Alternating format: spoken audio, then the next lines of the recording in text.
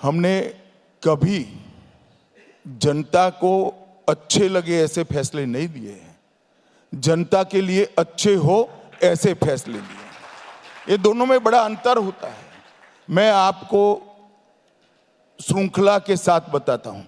सबसे पहले one rank one pension का फैसला हमने लिया, जो 40 साल से हमारे सेना के जवानों की मांग थी, कोई एडवाइस नहीं करता था। मोदी जी ने हिम्मत से फैसला लिया। उसके बाद हमने नोटबंदी का फैसला लिया। यूपी के चुनाव सर पर थे, 17 में चुनाव थे, 16 में हमने दिया। सभी लोग कहता था बहुत बड़ी गलती हो गई। उसके बाद यूपी में 325 सीट के साथ सबसे बड़ी सरकार अब तक की 2017 में बनाई। उसके बाद हमने जीएसटी लाया। सभी लोग कहते थे उल्टा पड़ जाएगा। आज एक देश एक कर की कल्पना हमने साकार कर ली है। पूरी दुनिया आश्चर्यचकित होकर देख रही है कि 130 करोड़ की आबादी वाले देश में जीएसटी जैसा कानून कैसे लॉन्च हो गया। जब हमने एनपीए पर कठोर कार्रवाई करनी चालू हुई, सब कहते थे कि इंडस्ट्री बिखर जाएगी, इकोनॉमी बिखर जाएगी। आज भारत की सार्वजनिक बैंकों की बैलेंस शीट, प्राइवेट बैंकों की बैलेंस शीट विश्व में सब बैंकों से सबसे अच्छी बैलेंस शीट भारत की बैंकों की बैलेंस शीट है।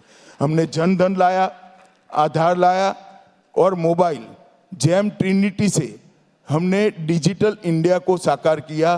कोई इस देश में 10 साल के पहले कल्पना नहीं करता था कि सब्जी वाली ठेले पर आपको कहे कि साहब मोबाइल से पेमेंट करो, कैश नहीं लिया जाता है। ये परिवर्तन नरेंद्र भाई लाए। सर्जिकल स्ट्राइक और एयर स्ट्राइक, सारे लोग आकलन करते थे युद्ध हो जाएगा, ये हो जाएगा, वो हो जाएगा। मोदी जी ने फर्म निर्णय लिया कि जो होगा वो होगा, हम देखेंगे, लड़ेंगे, जीतेंगे। हमारी सीमा और हमारी सेना, ये दोनों के साथ छेड़खानी हम सहन नहीं करेंगे। घर में घुसकर सर्जिकल स्ट्राइक और एयर स्ट्राइक करने का निर्णय नरेंद्र मोदी ने लिया। 3 तलाक का कानून सालों से बात होती थी, नहीं इंप्लीमेंट होता था। नरेंद्र मोदी सरकार ने 3 तलाक लाया भी, बिल भी लाया और 3 तलाक को समाप्त कर कर लाखों लाखों मुस्लिम महिलाओं को अधिकार देने का बात किया।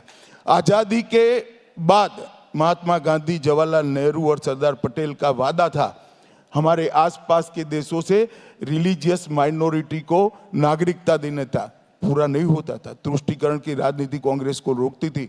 हमने सीएए का फैसला किया, हमने 370 और 35A को समाप्त कर दिया और आज कश्मीर भारत का अभिन्न अंग है।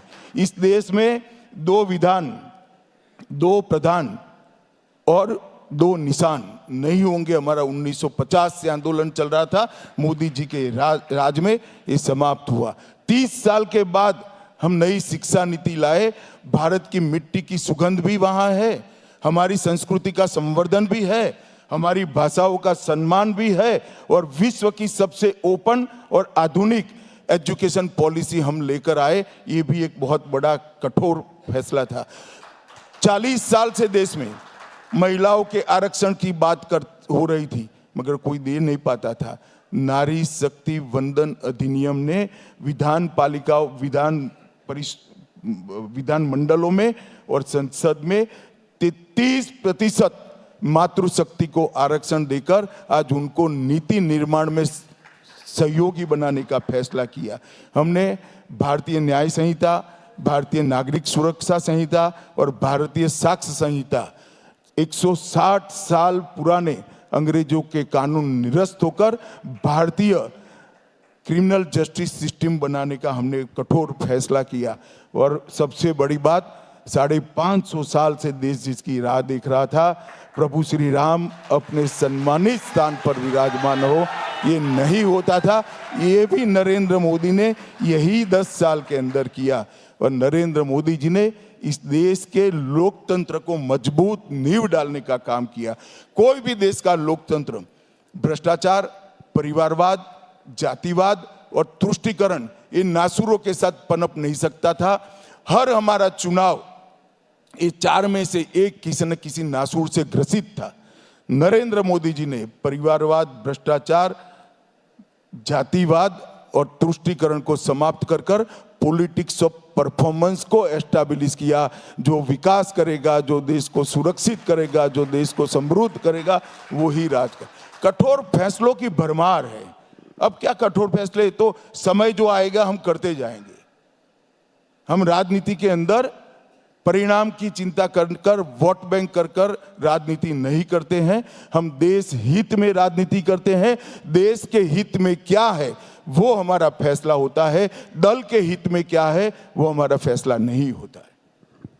गृहमंत्री जी, एक चर्चा बहुत ज़्यादा है, अगर हम शुद्ध राजनीति की एक और बात करें, वो ये है कि प्रधानमंत्री जी दूसरी सीट से दक्षिण से चुनाव लड़ सकते हैं, ऐसी चर्चा चल रही है। भैया मत पढ़ो ना, इसमें पार्लियामेंट्री बोर्ड का काम है, काहे को आप करने लगते हो? अब हमारी पार्टी ज्वाइन कर लो भाई, अगर ये सब जानना है तो। चले।